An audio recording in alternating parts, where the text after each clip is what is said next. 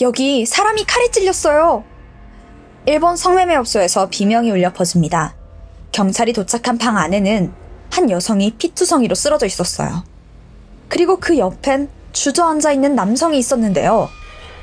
그는 죽어가는 여자를 15분 동안 내려다보고 있었죠. 잠깐, 이 남자 배에도 칼이 꽂혀 있어요. 그런데 더 이상한 건 사망한 여성의 정체입니다. 모두가 알고 있던 이름, 나이, 인생 전부 가짜였어요. 대체 이 방 안에선 무슨 일이 벌어졌던 걸까요? 오늘 사건은 타인의 빛나는 인생을 질투한 한 인간의 뒤틀린 욕망이 만들어낸 살인사건입니다. 안녕하세요. 토요미스테리 막내 진행자 디바 메이입니다. 2023년 5월 5일 오전 긴박한 신고가 접수됐습니다. 여자가 칼에 찔렸어요. 빨리 좀 와주세요. 경찰은 즉각 위치를 조회하는데 거긴 유즈키라는 풍속업소였습니다. 빠르게 현장으로 출동했고 곧이어 구급대도 도착했죠. 현장은 그야말로 아수라장이었습니다. 복도 끝에는 피를 흘리는 남자가 고통스러운 얼굴로 주저앉아 있었습니다. 복부에는 약 5cm 깊이의 자상을 입었죠. 더 심각한 건 방 안에서 구조된 여성입니다. 왼쪽 목과 가슴이 칼로 3번이나 찔려서 의식을 잃은 상태였어요. 곧바로 응급실로 옮겨졌지만 끝내 사망합니다. 경찰은 목격자들에게 이 숨진 여성에 대해서 묻고 다녔어요. 그랬더니 그 친구가 유카예요. 23살이라고 그랬나? 그런데 잠시 후 지문 감식을 마친 경찰은 당황스러운 결과를 마주합니다. 서류상에 나타난 그녀의 정체는 23살 유카가 아니라 38살의 쿠도 마이였거든요. 무려 15살의 나이 차이에 이름도 달라요. 대체 이게 무슨 일일까요? 그 전에 이 사건이 터진 다이토구에 대해서 알아봐야 합니다. 이곳은 일본의 대표적인 성매매 밀집 지역인데요. 이런 집장촌을 일본어로는 요시와라라고 불러요. 그리고 이곳 여성들에겐 특이한 문화, 요시와라 신분이 있습니다. 말 그대로 요시와라에서 쓰는 신분이에요. 이름과 나이를 싹 지우고 가짜로 사는 거죠. 마이가 일하던 유흥업소는 특히 이 바닥에서도 최고로 꼽히는 소프트랜드였습니다. 오늘 여러모로 처음 듣는 단어들이 많이 나오죠. 이 소프트랜드를 아주 간단히 설명하자면 목욕 서비스를 제공하는 업소예요. 하지만 실상은 다르죠. 밀폐된 공간에서 여성 접대부의 밀착 케어와 성적인 서비스가 이루어집니다. 가격이요? 여기 장난 아니에요. 1시간에 20만 원은 훌쩍 뛰어넘고 밖에서 2시간 데이트 하잖아요. 그럼 123만 원이 됩니다. 웬만한 직장인 월급의 절반이 2시간 만에 날아가는 거죠. 그런데 놀랍게도 남자들은 줄을 섰습니다. 사실 이 업소에는 기묘한 매뉴얼이 있었는데요. 손님을 만나자마자 꽉 껴안고 키스를 퍼붓고 참기 힘내다는 듯 뜨거운 한숨도 내뱉어요. 여기서 일하는 여성들의 치명적인 연기로 손님들이 유사연애를 한다는 그런 착각을 심어주는 겁니다. 사망한 마이는 여기서 연예인이었어요. 인형 같은 외모에 사근사근한 성격까지 더해져서 지명 손님이 끊이질 않았죠. 거기에 더해서 12만 팔로워를 거느린 인플루언서이기도 했습니다. 사실 그녀에겐 꿈이 하나 있었는데요. 딱 2년만 이 업소에서 버티다가 자신만의 속옷 브랜드를 런칭하는 거였죠. 결혼을 약속한 남자친구도 있고 나름대로 미래를 설계하고 있었습니다. 대체 그날 마이에게 무슨 일이 있었던 걸까요? 사건은 4개월 전으로 거슬러 갑니다. 당시 마이에게는 골치 아픈 단골 손님 한 명이 있었어요. 그는 바로 32살이던 이마이 유타카인데요. 그는 작년 6월부터 꾸준히 업소를 방문했었죠. 처음에는 그냥 어쩌다 한 번 오는 그냥 평범한 손님이었어요. 그러다가 점점 횟수가 늘더니 많을 때는 한 달에 6번이나 마이를 지명합니다. 그런데요, 어느 순간부터 예약을 해놓고 막판에 취소해버리는 노쇼를 반복해요. 근데 예약하고 안 오면 사실 그 시간은 그냥 날리는 거잖아요.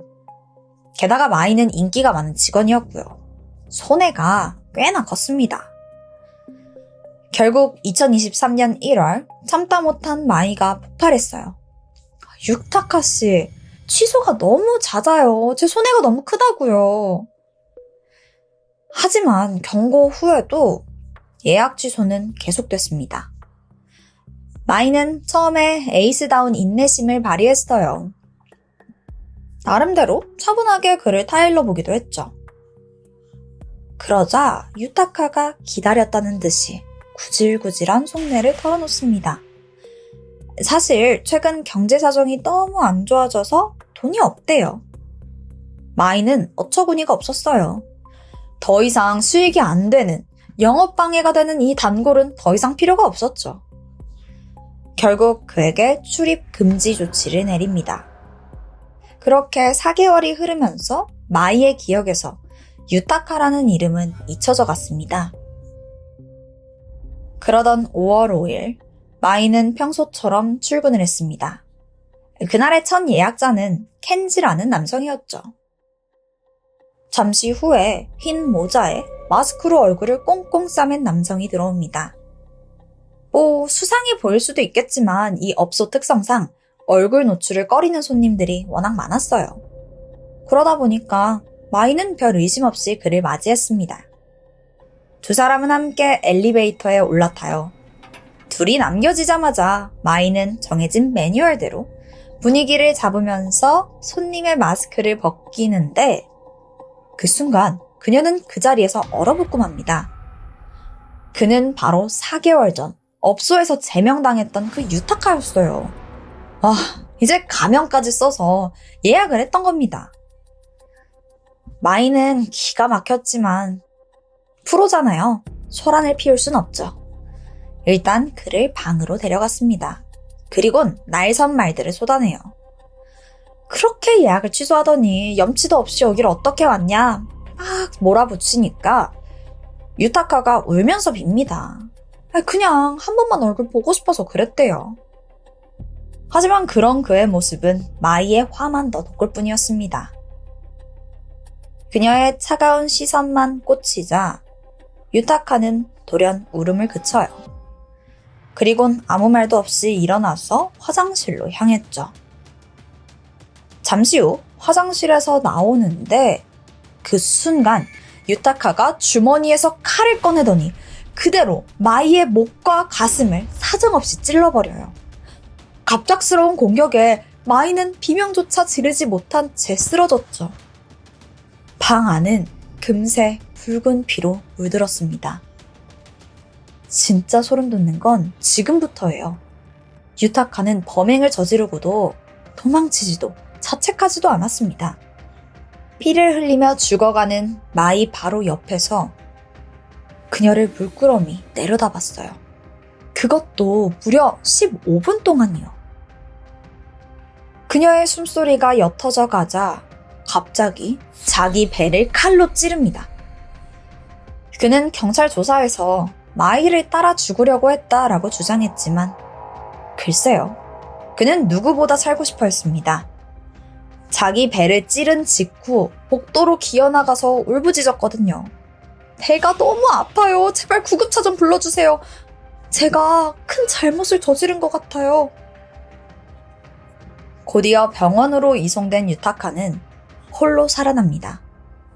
그는 왜 이런 짓을 저지른 걸까요? 유타카는 경찰 조사에서 놀라운 발언을 합니다.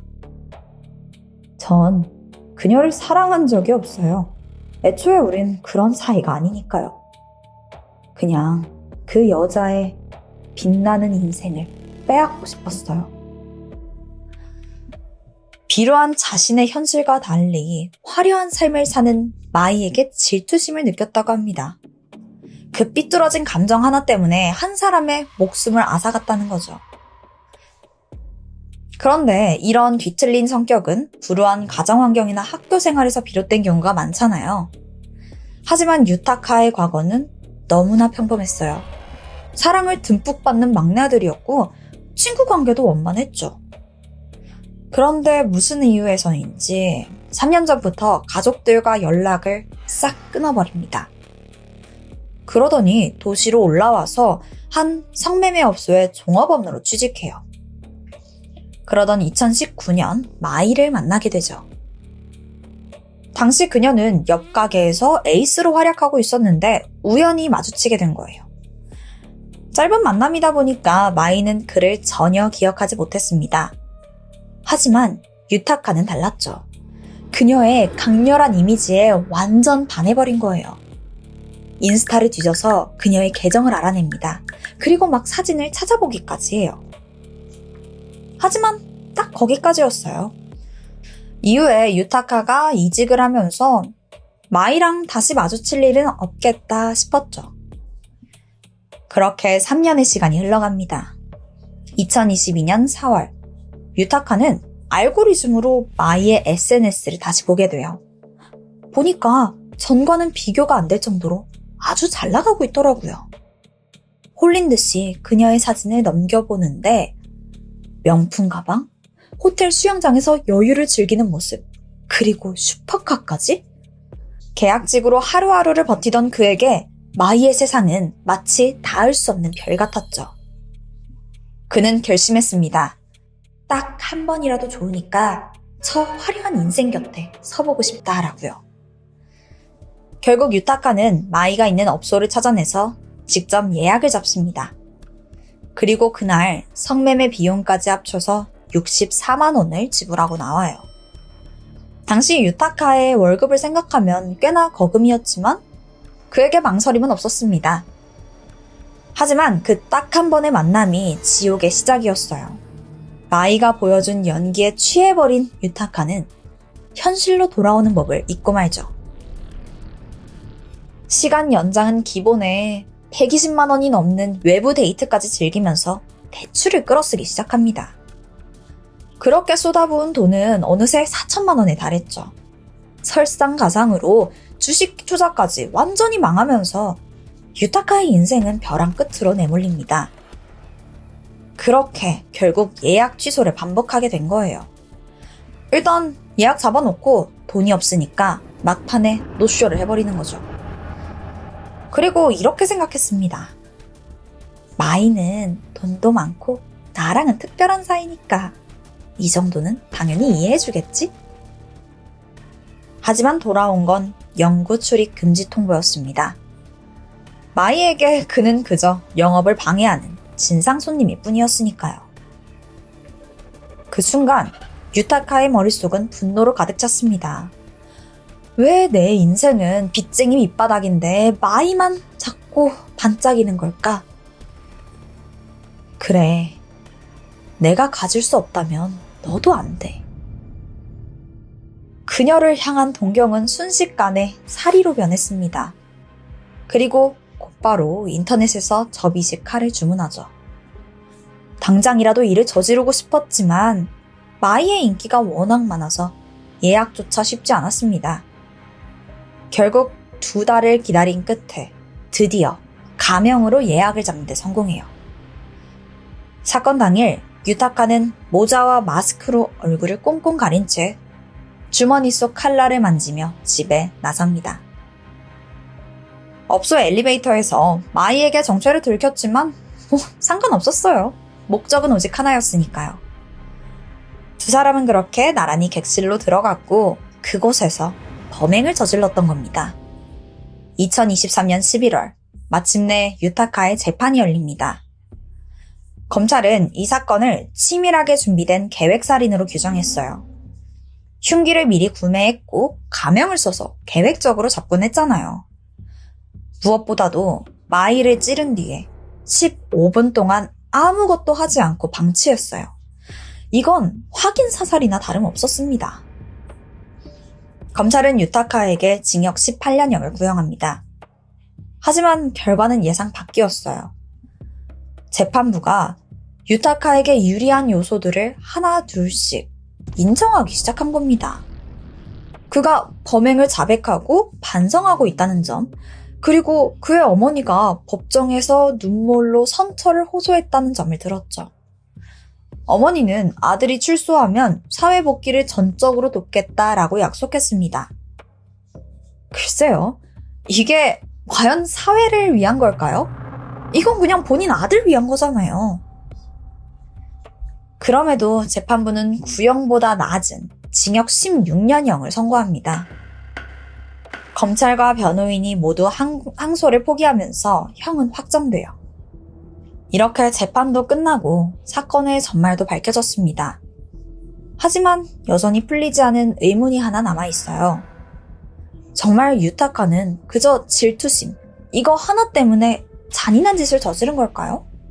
호감조차 없었다는 그의 주장과 달리 그는 자신의 인생을 걸고 마이를 쫓아갔습니다.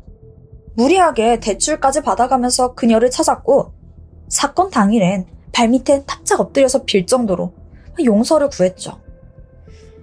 이건 마이의 세계에 어떻게든 남고 싶었던 처절한 발악에 가까워 보였습니다. 어쩌면 그가 숨긴 진짜 본심은 자신이 없는 세상에서 행복하게 살아갈 그녀의 미래를 견딜 수 없어서 그랬던 건 아닐까요? 내가 가질 수 없다면 그 누구도 갖지 못하게 부셔버리겠다라는 이 소유욕으로 유카타는 마이의 목숨을 앗아갔습니다. 여러분은 이 남자의 고백을 믿으시나요? 제가 준비한 스토리는 여기까지입니다. 지금까지 디바메이였습니다. 2021년 9월 6일 아침, 일본 사이타마현 경찰서로 한 통의 신고가 들어왔습니다. 에이미라는 친구가 며칠째 연락이 안 된다라는 내용이었죠. 경찰은 곧장 그녀의 맨션으로 향했습니다. 문을 여러 번 두드렸지만 안에선 아무런 인기척도 들리질 않아요. 결국 강제로 문을 열게 되죠. 내부는 너무나 조용했습니다. 방 안을 하나씩 살피던 경찰은 침실 안에서 조용히 누워있는 한 여성을 발견해요. 확인해보니 이미 숨이 멎은 상태더라고요. 시신은 사망한 지 며칠이 지난 듯 몸 곳곳이 변색돼 있었습니다. 목에는 뚜렷한 압박 흔적도 있었고 부검 결과 사인은 질식사로 밝혀져요. 그렇게 며칠째 행방이 묘연했던 27살의 여성 미야자키 에이미의 죽음이 세상에 알려지게 됩니다. 그녀에게는 도대체 어떤 일이 있었던 걸까요? 경찰은 곧바로 현장 조사를 시작했어요. 근데 이상해요. 이 집안이 너무나 깔끔한 거예요. 창문이 깨진 흔적도 문이 강제로 열렸던 흔적도 없었죠. 심지어 가방, 지갑, 현금, 귀금속까지 그대로 자리에 있었습니다. 근데 유독 사라진 게 딱 2가지가 있었는데 그건 바로 휴대전화와 집 열쇠였어요. 보통 강도나 침입범이면 본이 되는 걸 챙기죠. 근데 이 범인은 시간을 늦추는 걸 선택했어요. 열쇠를 가져간 건 시신 발견 시점을 최대한 늦추기 위함으로 보였죠. 그리고 이 휴대전화. 그 안에는 분명 누군가와 주고받은 문자나 통화 기록이 남아있을 거였고요. 경찰은 이를 토대로 면식범의 소행으로 봤습니다. 그렇게 현장을 더 꼼꼼히 뒤지던 중에 에이미의 잠옷에서 결정적인 단서를 발견해요. 이 옷깃 부분에 제3자의 DNA가 남아있던 거예요. 하지만 문제는 이 DNA가 전과자 데이터베이스에 없었다는 점입니다.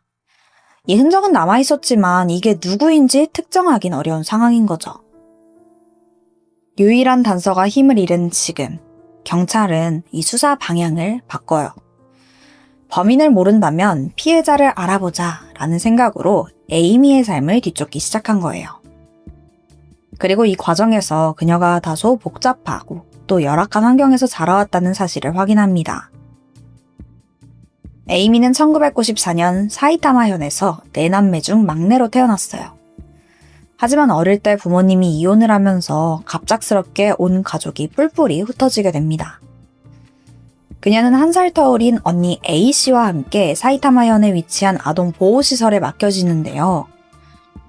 여기서는 약 70명 정도 되는 아이들이 함께 지냈다고 해요. 이 보호받아야 되는 아동이 많다 보니까 개개인에게 섬세한 돌봄이 닿기는 좀 어려운 환경이었다고 합니다. 그래서인지 에이미는 너무 일찍 철이 들게 돼요. 게다가 어릴 때 가족들이 또 흩어지는 걸 겪었으니까 누구에게도 의지하지 않고 혼자 설 수 있어야 된다라는 생각이 강했다고 합니다.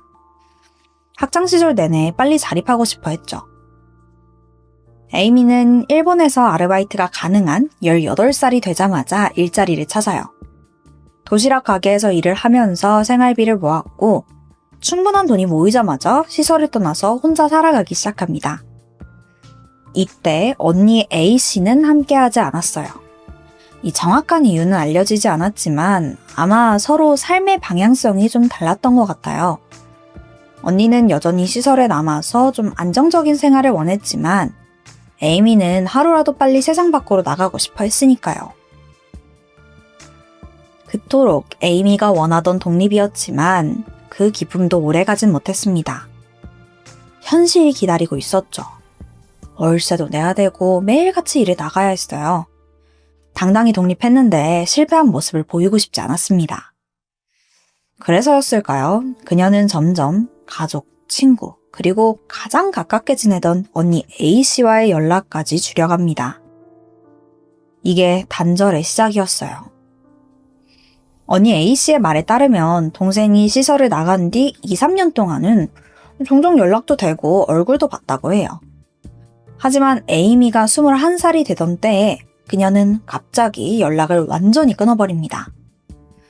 두 사람은 살아가는 방향은 좀 달랐지만 어릴 때부터 시설에서 함께 지내면서 서로 굉장히 의지해온 사이였어요. 동생의 잠적은 A씨에게 너무나 충격적인 일이었죠. 걱정돼서 계속 전화도 해보고 우편에 채팅까지 막 온갖 방법으로 연락을 시도했습니다. 하지만 어떤 경로로도 에이미의 소식은 들을 수 없었어요. 실종 신고까지 접수했지만 수사는 제대로 진행되지 않았습니다. 경찰은 단순 가출일 거라면서 별다른 조치를 하지 않았던 거예요. 언니 속만 타들어갔습니다. 그래도 언니 A씨는 끝까지 동생을 포기하지 않았어요. 내년 생일이면 혹시나 하는 마음으로 메시지를 남겼고 언젠가 문득 연락이 오지 않을까 기다렸다고 해요. 그렇게 연락이 끊긴 지 무려 6년이 지난 2021년 9월, A씨는 한 통의 전화를 받습니다. 에이미씨 가족분 되시죠? 에이미씨가 사망했습니다. 6년 동안 애타게 찾아왔던 동생과의 재회는 시신이 안치된 차가운 병원 안에서 이뤄졌습니다. A씨는 직접 동생의 얼굴을 확인했죠. 그리고 무너졌습니다. 이 언니와의 연락이 끊긴 시간 동안 에이미 씨는 대체 어떤 삶을 살았을까요? 시설을 떠난 뒤에 처음에는 꽤 잘 버텼다고 해요.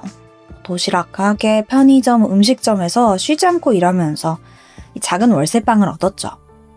처음으로 자신만의 공간을 가지게 된 순간이었어요. 하지만 혼자 사는 현실은 생각보다 버겁고 또 외로웠습니다. 특히 명절이나 생일 같은 날이면 그 외로움이 더 크게 느껴졌죠.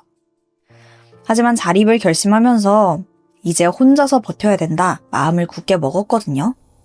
혹시라도 힘든 모습을 보이면 주변에서 결국 쟤 저럴 줄 알았다 이렇게 생각할까봐 좀 두려웠던 걸지도 몰라요. 그리고 이때 에이미가 외로움을 달래기 위해 시작한 게 SNS예요. 그녀는 점점 온라인 세상에서 더 많은 시간을 보내게 됩니다. 그 중에서도 가장 많이 접속하던 곳이 코에토모라는 데인데요. 이건 익명으로 낯선 사람과 통화할 수 있는 약간 랜덤 전화 어플이에요. 아예 모르는 사람과의 통화는 에이미에게 낯설지만 또 묘하게 편안한 느낌을 줬습니다.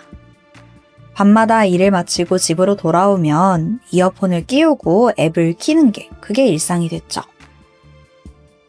그러던 2021년 6월, 우연히 한 남자와 연결이 됩니다. 그의 이름은 토미타 스구루였죠. 스구루는 굉장히 다정했어요. 오늘 일 힘들었죠? 뭐 밥은 먹었어요? 에이미가 오랜만에 들어보는 따뜻한 말들을 건네더라고요. 그녀가 하는 이야기를 진심으로 들어주고 때로는 굉장히 공감하고 위로도 해줬습니다. 대화가 이어질수록 에이미 마음속의 문도 천천히 열리기 시작해요. 그 후로 두 사람은 거의 매일 연락을 주고받았습니다. 밤늦게까지 통화를 하면서 하루를 마무리하는 게 새로운 일상이 돼요. 이렇게 연락이 이어지던 어느 날 수구루가 직접 만나보자 제안을 했어요. 에이미는 잠깐 망설였죠. 근데 그동안의 대화를 생각해보면 수구루는 되게 좋은 사람이었거든요. 곧 알겠다고 약속을 잡습니다. 첫 만남은 정말 평범했어요. 함께 커피도 마시고 영화 이야기도 나눴죠. 짧은 시간이었지만 그녀는 이 사람이라면 만남을 이어가도 괜찮겠다 생각했다고 합니다.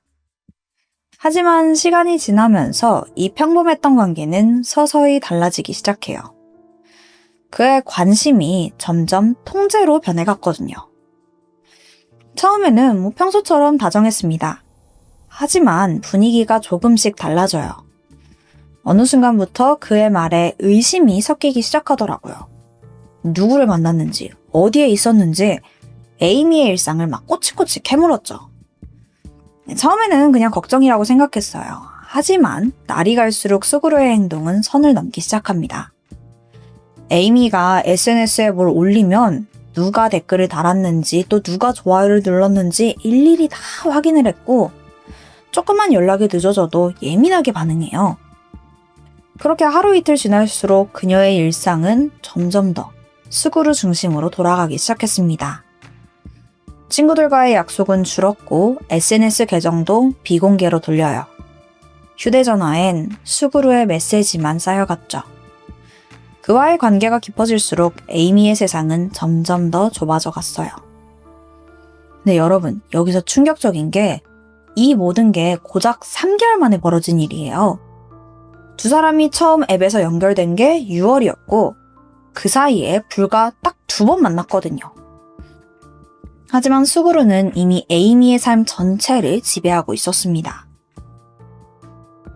그러던 2021년 9월 3일, 그날은 수구루와 에이미가 세 번째로 만나기로 한 날이었습니다. 에이미는 이날 직장 동료에게 남자친구 만나러 간다 라고 말한 뒤 퇴근했죠. 이 모습을 마지막으로 에이미의 모든 연락이 끊겼어요. 그리고 3일 뒤, 그녀는 자신의 집에서 싸늘한 시신으로 발견됩니다. 이 모든 사실을 확인한 경찰은 수구루를 유력 용의자로 지목해요. 곧장 그의 집으로 향했지만 이미 집은 텅 비어 있었어요. 그는 사건 직후 휴대폰을 꺼두었고 직장에도 출근하지 않았습니다. SNS 계정은 전부 삭제해놨었죠. 마치 누군가에게 쫓기듯 흔적을 싹 지워버린 겁니다. 경찰은 곧바로 그의 행적을 추적했어요. CCTV 분석 결과 수구루는 범행 직후 전철을 타고 사건이 발생한 사이타마현을 벗어나서 군마현 방향으로 이동한 모습이 포착됐죠. 며칠 뒤 경찰은 군마현 외곽에 있는 숙소에서 숨어 지내고 있던 수구루를 검거합니다. 그는 저항조차 하지 않았고 순순히 체포됐어요. 그의 가방 안에서는 에이미의 휴대폰과 집 열쇠가 함께 발견됐고요. 그리고 결정적으로 에이미의 시신에서 검출된 DNA가 수구루의 것과 일치하면서 잠정적으로 그는 범인으로 확정됩니다. 체포된 수구루는 조사 내내 침착했어요. 그는 죽일 의도는 없었다라고 주장하면서 그날 다툼이 있었던 건 맞지만 자신의 방치로 그런 사망 사건이 발생했을 뿐 절대로 자기가 일부러 죽인 게 아니래요. 자, 그의 진술에 따르면 9월 3일 그는 렌터카를 타고 에이미의 집으로 향했습니다. 집에 도착했을 때 에이미는 평소처럼 밝게 자신을 맞이했다고 해요. 둘은 간단하게 식사를 하고 이런저런 대화를 나눴죠. 하지만 얼마 지나지 않아 에이미가 갑자기 울기 시작했다고 합니다. 소리를 지르면서 머리를 감싸줬고 숨도 가빠지기 시작했죠. 일단은 진정시켜야겠다는 생각에 그녀에게 다가가는데 그때 띵동 초인종이 울립니다. 수구루는 에이미를 살짝 쳐다봤지만 그녀는 이미 정신 차릴 상태가 아니었어요. 그래서 문에 달린 그 도어 스코프 아시죠? 그 작은 구멍이요. 그 구멍을 통해서 밖을 내다봤습니다. 문 앞에는 한 여성이 걱정스러운 표정으로 서 있더라고요. 그녀는 바로 방문 간호사 B씨였어요. B씨는 에이미의 정신적 치료를 담당하면서 정기적으로 그녀의 집을 찾아가서 상태를 살피곤 했었습니다. 그리고 그날이 바로 정기 방문일이었죠. B씨는 몇 번이나 초인종을 눌렀지만 안에서는 아무런 반응이 없었습니다. 에이미씨, 괜찮아요? 저 그 간호사예요. 잠깐 문 좀 열어보세요. 근데 잠시 뒤에 그 문 뒤쪽 안쪽에서 찰컥 그 금속이 닫히는 소리가 들렸습니다. 이게 도어 체인을 거는 소리로 들렸어요. B씨는 그 소리를 듣고 에이미가 또 발작을 일으켜서 혼자 있고 싶어 하는구나 생각했습니다. 왜냐하면 과거에도 비슷한 행동을 해서 진료를 보지 못하고 돌아간 날이 있었거든요. 결국 B씨는 오늘도 그냥 그런 날이겠거니 하고 우편함에 방문 전표만 넣어두고 돌아갔다고 해요. 하지만 여기서 좀 이상한 점이 있죠. 스그루는 집에 방문한 B씨가 간호사라는 걸 알고 있었습니다. 근데 아무런 도움도 요청하지 않았어요. 이건 아무리 생각해도 납득이 안 되죠. 경찰이 대체 왜 그랬냐 물어보니까 그의 대답은 정말 냉정했습니다. 사귀긴 했지만 그렇게 깊은 사이는 아니었어요. 배려해야 될 이유도 없고요. 아니 아무리 그래도 연애하는 사이에 이건 너무한 거 아닌가요? 어쨌든 B씨가 떠난 뒤 스그루도 곧 집을 나섰다고 해요. 그리고 그때까지는 에이미가 살아있었다라고 강조하더라고요. 하지만 집을 나서자마자 그는 수상한 행동을 합니다. 더 이상 이 일에 엮이고 싶지 않다라는 이유로 자신의 SNS에서 에이미의 계정과 그녀와 나눈 채팅 내역을 전부 삭제한 거예요. 여러분, 이 진술 믿을 수 있어요? 눈앞에서 누군가가 괴로워하고 있는데 그걸 두고 그냥 나올 수 있을까요? 게다가 두 사람 연인이잖아요. 이건 단순한 무관심이 아니라 무언가를 감추고 싶어하는 사람의 행동으로 보이죠. 경찰도 같은 의문을 가졌습니다. 그리고 그의 진술에 그 모순이 너무 많았거든요. 그 중에 가장 큰 부분은 이겁니다. 집을 나설 때 에이미는 살아있었다라고 했잖아요. 하지만 부검 결과 그녀의 사망 추정 시각은 스그루가 집을 나갔다라고 얘기했던 그 시간과 거의 일치했습니다. 게다가 목에는 뚜렷한 압박 자국이 남아있었어요. 그녀가 단순히 발작으로 사망했다면 그런 자국이 남을 이유가 없었습니다. 또 한 가지, 스그루가 범인이 아니라면 대체 왜 에이미의 휴대폰과 집 열쇠를 가지고 나왔을까요? 마지막으로 사건이 발생한 바로 그날 밤 그는 휴대폰으로 구마가야 뉴스, 살인 형량, 라인 수사 대응 방법 같은 그런 단어를 찾아본 겁니다. 이거 누가 봐도 평범한 검색은 아니죠. 자, DNA, 행동 패턴, 그리고 모순된 진술까지 경찰은 이 모든 정황이 그를 가리킨다고 판단했습니다. 하지만 스그루가 살인을 했다는 직접적인 증거가 없다면서 살인 혐의가 아니라 상해치사로 기소하게 돼요. 이거 좀 이해가 안 가죠? 일단 DNA가 일치했다면 그게 가장 확실한 증거 아닌가요? 문제는 이거예요. 그 DNA가 그가 현장에 있었다라는 걸 증명할 뿐 살인을 했다라는 건 증명하지 못합니다. 겨우 3번밖에 만나지 않았지만 이 두 사람은 연인이었고 몇 번 집을 오간 적이 있었죠. 그래서 그의 DNA가 나오는 건 어쩌면 당연한 일일지도 모른다라고 여겨진 거예요. 검찰이 진짜 입증해야 하는 건 스그루가 그녀를 죽이려 했다라는 고의성입니다. 하지만 살해 도구도 없었고 또 살인을 직접적으로 입증할 만한 물리적 증거도 전혀 없었어요.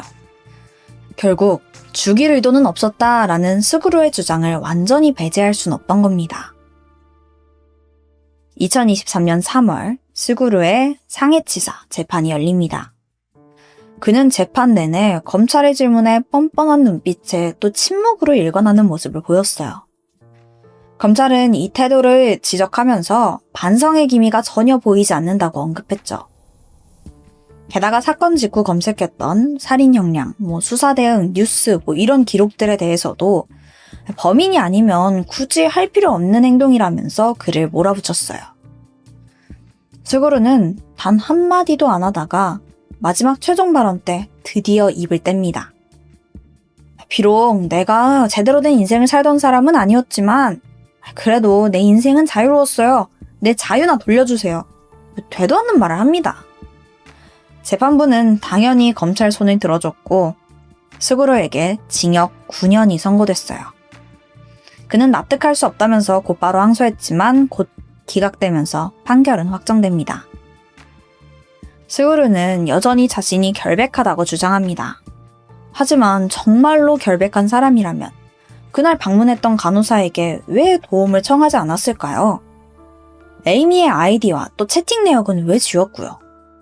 그리고 그렇게 억울하다면서 왜 재판 내내 침묵을 했을까요? 그의 행동은 정말 모순투성이었습니다. 일본 여론 역시 그가 범인이라는 결론을 거의 확신하고 있어요. 여러분은 이 사건 어떻게 보셨나요? 저는 개인적으로 정말 마음이 많이 아팠는데요. 저도 형제가 많다 보니까 6년 만에 동생의 사망 소식을 들은 A씨의 심정이 조금은 상상이 가서 정말 너무 마음이 아프더라고요. 제가 준비한 스토리는 여기까지예요. 저는 다음에 새로운 영상으로 돌아올게요. 지금까지 토요미스테리 디바메이였습니다.